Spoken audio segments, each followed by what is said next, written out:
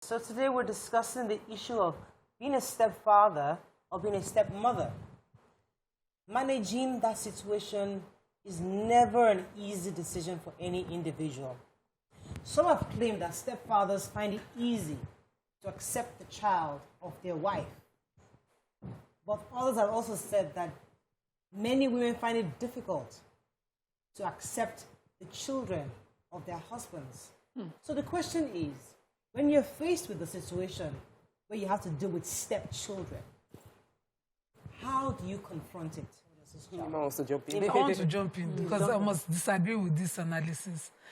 You see, the opportunities or the power tilts across genders. So because, like we said yesterday, men are head of family and all of that, they take decisions from a certain point of view, while women take decisions from another point of view. So a stepfather accepting a woman into his house is usually dealt with at the point of acceptance.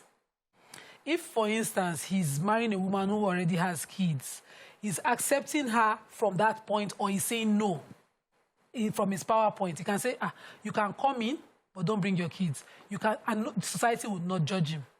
But a stepmother who's a woman who is marrying a man who already has kids, as she's coming in, they are judging her already. So she either pretends to be a good woman, comes in and strategizes either to become the wicked stepmother or find a way, if she has generosity in her heart, to be a kind woman. Society doesn't always see them the same. And so because of that, they take their decisions from different areas of... And that's my experience that I've seen. So you're saying that the woman is already prejudged. Before she's coming in with the defense. So and part of our defense mechanism is, I accept, I totally... A man boldly... Some women, let me tell you something. I know something from a family friend who had children from a previous marriage. She hid the children from her next marriage. I was surprised. I kept questioning. Her own child? Her own children, two of them, from her next marriage. And I kept questioning, why are you doing this? And she just kept wondering, why won't you understand? Men, all the men I have met, nobody wants to have that. They call my child a baggage. So she put the child on her mom and claimed she was a single girl to marry. And then that marriage too failed. So I sort of got away with telling her, I told you, just, just be free. But when I looked at it, if it was a man, he puts the children in front of the woman. Straight up. They don't have to hide their children, give to their mom and claim. They put their child... They're in a position of power. They're in a position of power. You either take me and my child or you deal with it. A man's responsibility is usually financial. So the basis where a man will say, I'm not going to, is because he looks at it that, see, I cannot afford. I want to marry you. I want to raise, we'll have 2 children. I cannot afford to raise your other 2. You will put it to you financial. Straight. In most cases, they are looking at bottom line, my pocket. But for a woman, it's not about finance. It's about the emotional attachment. And the truth is, for women, even dealing with our own children can be an emotional strain based on the child's personality.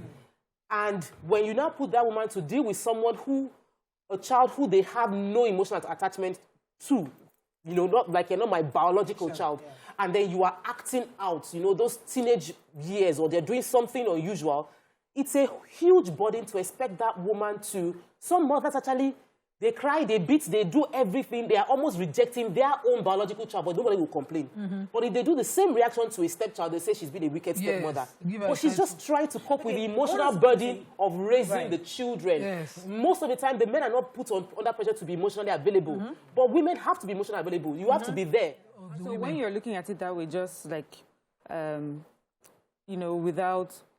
going deep into it, it just looks like it's easier to be a stepfather, or stepfathers find it easier to accept children than stepmothers. But if we were to dig further, I just think it's not really about mothers or fathers, or stepfathers or stepmothers. It's really about individuals.